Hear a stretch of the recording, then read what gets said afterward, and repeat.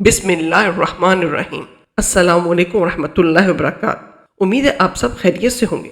आज की इस बाबरकत वीडियो में हम एक इंतहाई अहम और बरबरकत अमल यानी इस्तग़फ़ार के बारे में बात करेंगे।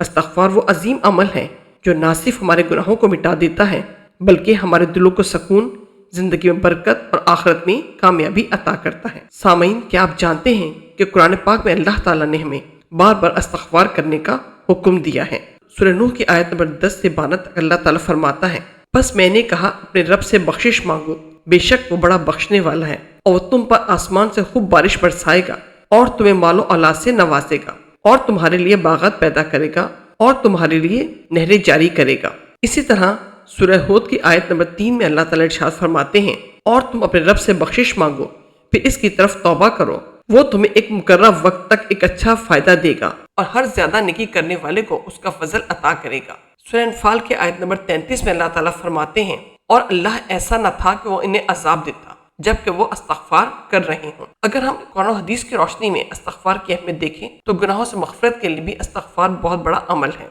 हज़रत अबू हुरैरा रज़ियल्लाहु अन्हु से रिवायत है कि रसूल अल्लाह सल्लल्लाहु अलैहि वसल्लम ने फरमाया, अल्लाह की कसम, मैं दिन में 70 मरतबा से ज्यादा अल्लाह से इस्तग़फ़ार और तौबा करता हूँ। सही बुखारी की हदीस नंबर 6307। मुश्किलात से निजात और रोज़ी में बरकत के लिए भी इस्तग़फ़ार की बड़ी अहमियत है।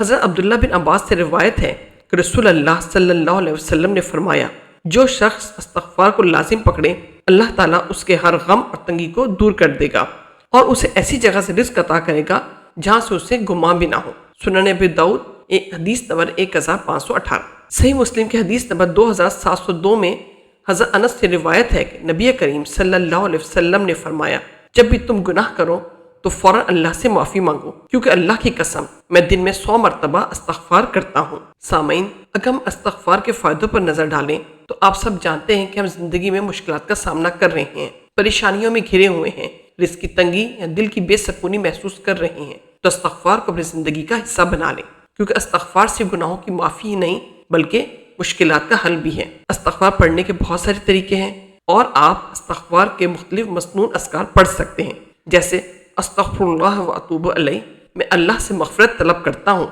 और उसी की तरफ रुजू करता हूँ। सैयदुल इस्तग़फ़ार, जो नबी करीम सल्लल्लाहु अलैहि वसल्लम ने बेहतरीन दुआ करार दी है। आइए हम सब मिलकर इस्तग़फ़ार पढ़ें और अल्लाह की रहमत के तलबगार बने। सामईन, अगर आपको ये वीडियो पसंद आई तो इसे लाइक करें, शेयर करें और हमारे चैनल को सब्सक्राइब करें ताकि मज़ीद बाबरकत इस्लामी वीडियोस आप तक पहुँचती रहें। इस्तग़फ़ार को अपनी ज़िंदगी का हिस्सा बनाएं और अल्लाह की रज़ा हासिल करें। जज़ाकुमुल्लाहु खैरन कसीरा।